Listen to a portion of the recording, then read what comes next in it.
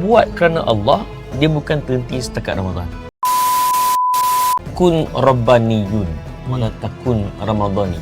Maksudnya jadilah kamu hamba kepada Rabb, iaitu Allah Azza wa Jalla. Bukan hamba kepada Ramadan. Okay.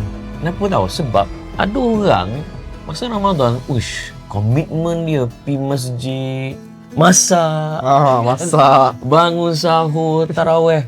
Gini Habis Ramadan, subuh kantoi, Semua habis. sembahyang ke laut, masjid pun dah tak kenal, lupa jalan dah. Kan? Masak apatah lagi. Kan? Yalah. Ini contoh kan. Sebab apa? Dia buat semua tu kerana Ramadan. Tetapi buat kerana Allah, dia bukan terhenti setakat Ramadan. Dia akan sambung sampailah ke Ramadan akan datang. Sebab apa? Itulah ikhlas. Okay. Buat kerana Allah.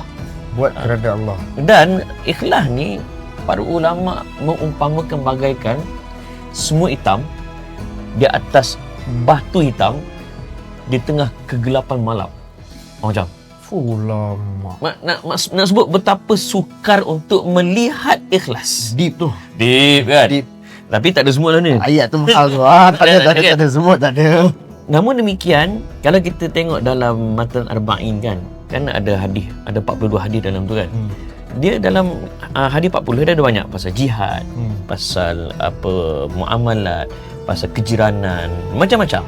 Pasal rukuk iman, rukuk Islam. Tapi hadis pertama adalah hadis tentang niat.